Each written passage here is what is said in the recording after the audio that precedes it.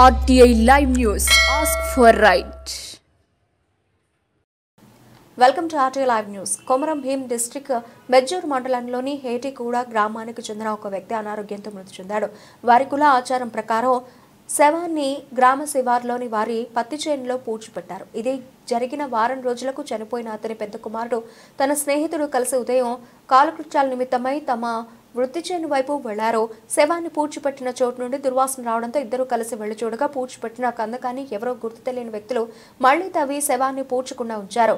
అక్కడి నుండి దుర్వాసన వచ్చింది అని ఇంట్లో వారికి విషయాన్ని తెలిపారు. ఇంట్లో వారి బంధువులు అందరూ కలిసి కందాని దగ్గరికి వెళ్లి చూడగా శవం కందకమ్మలో చేతులు కోసి ఉన్నాయి. ఈ విషయంపై కుటుంబ బాధితులు పోలీసులను ఆశ్రయించారు. గత కొన్ని రోజుల నుండి గ్రామానికి చెందిన వ్యక్తి రావుజీ ఇంటికి కొత్త వ్యక్తులు కారులో రావడం పోవడం చేస్తున్నారు. వారిపై పోలీసులకు అనుమానం రావడంతో వారిని పట్టుకున్నారు. కేసు దర్యాప్తులో భాగంగా బెజ్జూరు ఎస్ఐ వాహనాలు తనిఖీ చేస్తూ ఉండగా ఒక కారులో 5 కొత్త వ్యక్తులు ఉండగా వారిపై అనుమానంతో వారిని విచారించారు.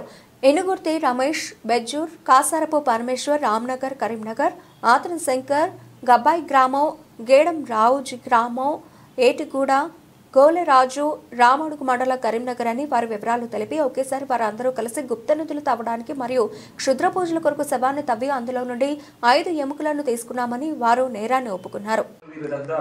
ఒక కారు 5 వ్యక్తులు, అందులో రావుజీ, అదే గ్రామానికి చెందిన రావుజీ, తర్వాత ఇనుగుర్తి రమేష్, ఈయన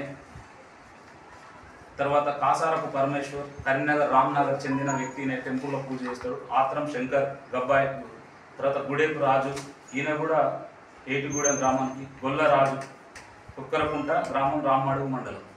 వీళ్ళు 5 కలిసి ఆ కార్లో వెళ్తుంటే అప్పుడు వీళ్ళని అనుమానం వచ్చి ఆపితే వీళ్ళు ఆల్రెడీ ఆ విలేజ్లో తెలుసు కాబట్టి ఆపినప్పుడు వీళ్ళు వాళ్ళ నేరాన్ని ఒప్పుకుంటారు.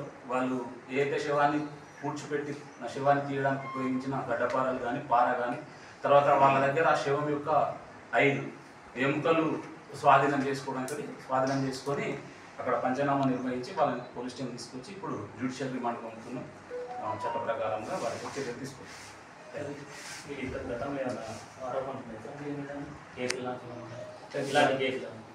కేసుల గురించి ఏం రివీల్ కాలేదు కానీ ప్రయత్నాలు అయితే చేస్తున్నామని చెప్పి చెప్పడం జరిగింది.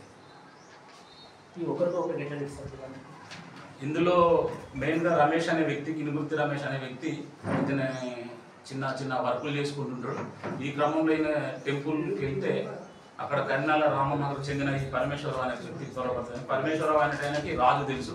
వీళ్ళు 3 కలిసి ఇక్కడ అడవిలో చెట్ల మందులు ఇస్తామని చెప్పి వీళ్ళను ఈ రావుజీ మరియు శంకర్ ఇద్దరు కలిసి పిలిపించారు. గత 15 రోజుల నుంచి వీళ్ళు ఈ ఏరియాలో తిరుగుతున్నారు. ఆ చెట్ల మందులు ఇచ్చి అని నమ్మించి కూడా తాయెత్తులను కట్టించి కూడా చేస్తున్నారు. మీ ద్వారా, మీడియా మిత్రుల ద్వారా అందరికీ కూడా పబ్లిక్ విన్నపం ఏమంటే గుప్త నిధుల తవ్వకాలను అనవసరంగా జైలు పాలు కావద్దు. బంగారం కానీ అలాంటివి ఏం దొరికాయి. ఇవన్నీ మూఢనమ్మకాలు. వీటిని పట్టించుకొని బంగారం భవిష్యత్తు ఉన్న వాళ్ళందరూ కూడా, బంగారం భవిష్యత్తు ఉన్న వాళ్ళు బంగారం కొరకు జైలుకు పాలై అనవసరంగా వాళ్ళ జీవితాన్ని సర్వనాశనం చేసుకోవద్దని మా పోలీసు వారి విజ్ఞప్తి. ఇలాంటి సమాచారం ఎక్కడైనా మీ చుట్టుపక్కల జరుగుతున్నట్టు తెలిసి ఉంటే మా పోలీసు వారికి సమాచారం అందిస్తే వారిపై చట్టరీత్యా చర్య తీసుకోవాలి.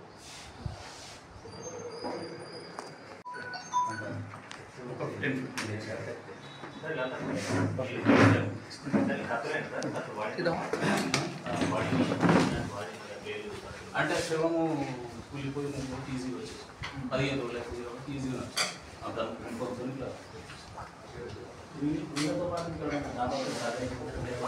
లేదు.